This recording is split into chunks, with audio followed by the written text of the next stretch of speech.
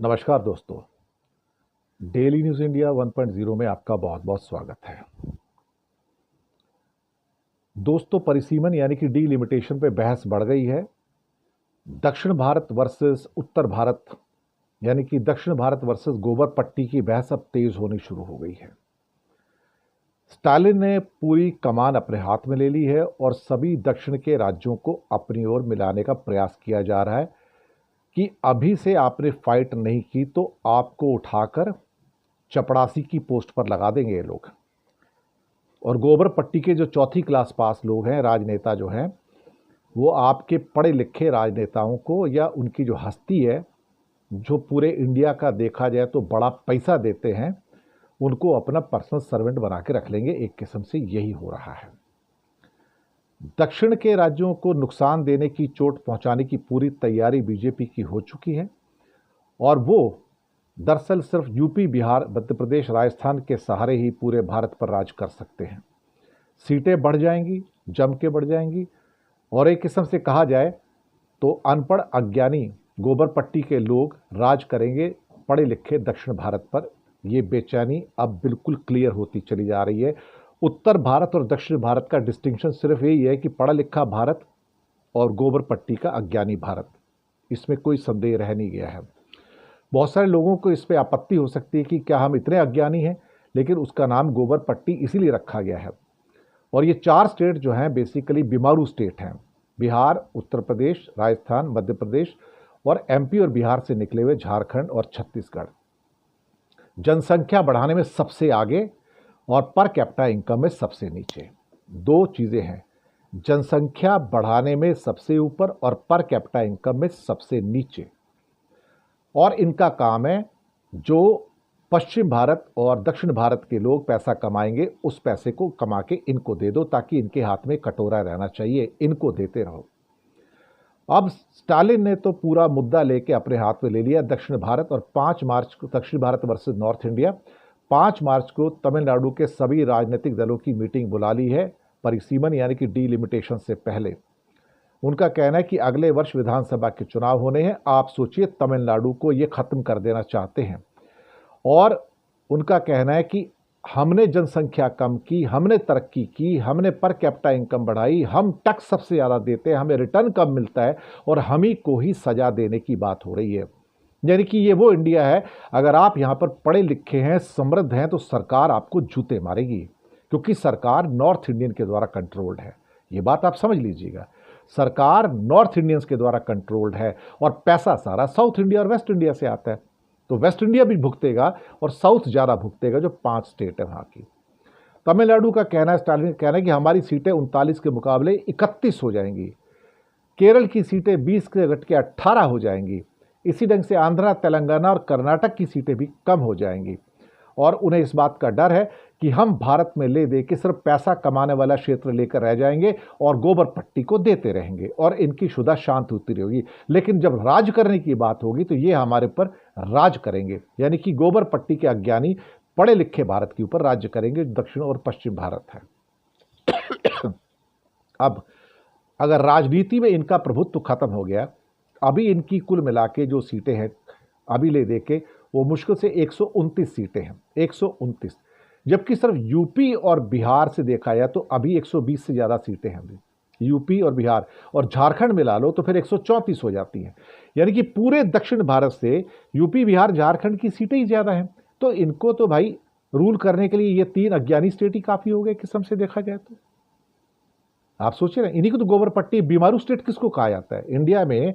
Officially Bharat सरकार भी बीमारू state का वर्ड यूज करती है। बीमारू, बीमारू मतलब ये हमेशा बीमार रहेंगे, ये दूसरों से पैसे लेते रहेंगे, लेकिन राज ये करेंगे। राजनीति में बीमारू नहीं है ये, राजनीति में अज्ञानी नहीं है, राजनीति के ज्ञानी हैं। लेकिन इनको एक सिद्धि हासिल है और वो है कि दक्षिण भारत के पढ़े लिखों को कैसे नौकर बना के यूज किया जा सकता है। अब लास्ट जो परिसीमन हुआ था लोकसभा का 1976 में हुआ था, तब आबादी 63 करोड़ थी, अब 145 करोड़ है।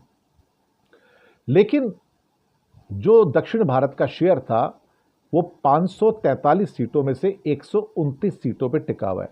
अब आप सोचिए, ये ऑलमोस्ट 1/4 है। पढ़ा लिखा होके ज्ञानी होके, पूरे सबसे ज़्यादा टैक्स देने में होके उनको मिलता क्या वापस? उनको सज़ा मिलती है। और उनका कहना है कि क्योंकि हमने जनसंख्या में नियंत्रण किया, हमने समृद्धि बढ़ाई, तो हमें सज़ा मिलेगी, हमारी सीटें कम हो जाएंगी, हमारी आवाज़ और प्रभाव भी कम होगा और गोबर पट्टी का प्रभाव बढ़ जाएगा और असमानता और गहरी हो जाएगी। यही शायद हो सकता है कि आने वाले दिनों में भारत के अंदर संघीय विभाजन होने का डर जो पैदा होता है, यहीं से होता है।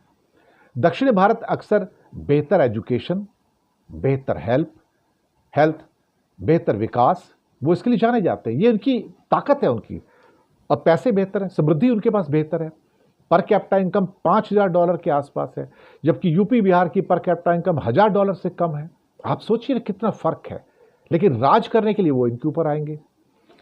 तो दक्षिण की जो क्षेत्रीय पार्टियां हैं, डीएमके हो या वाईएसआर कांग्रेस आंध्रा की हो या फिर एआईएडीएमके हो, केरल की पार्टी हो, ये समझते हैं कि हमें अब सजा देने की बारी आ गई है इनके द्वारा, और ये हमें पूरी तरह से उठाकर साइडलाइन कर देना चाहते हैं। अब नए परिसीमन में, नई डीलिमिटेशन के अंदर उत्तर प्रदेश और बिहार की सीटें अथाह गति से बढ़ेंगी, क्योंकि उन्होंने बच्चे पैदा किए, सिर्फ उन्होंने और कुछ नहीं किया, बच्चे पैदा किए। तो उसका आधार क्या होगा? आधार तो जनसंख्या होती है। परिसीमन जो होता है जनसंख्या के आधार पर होता है। अगर आप 20 लाख की आबादी पे एक सीट को बनाते हैं तो यूपी और उत्तराखंड के हिस्से में 126 सीटें आएंगी, लेकिन तमिलनाडु की सीटें 39 रहेंगी, केरल की सीटें 20 से घट के 18 हो जाएंगी, एग्जाम्पल के तौर पर। अगर आप 10 या 11 लाख की आबादी का प्रतिनिधित्व स्वीकार करते हैं तो फिर उत्तर प्रदेश और उत्तराखंड की सीटें जो हैं वो बिहार के साथ मिला के, बिहार उत्तर 10 लाख के ऊपर एक सीट देते हैं, तो यूपी और उत्तराखंड 250 और बिहार झारखंड की 170। इसका मतलब यह कि बिहार और यूपी मिलकर पूरे इंडिया पर राज कर सकते हैं। 420 सीटें तो इन्हीं की हो जाएंगी भाई, क्या करना है आपको?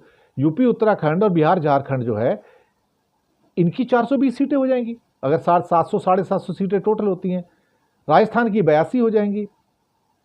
तो ये तो बड़ा अन्याय हो जाएगा साहब, ये तो कोई मतलब ही नहीं रहेगा इसका मतलब। अब और क्या मानदंड होगा या मापदंड होगा? किसके आधार पर आप सारा का सारा परिसीमन करेंगे?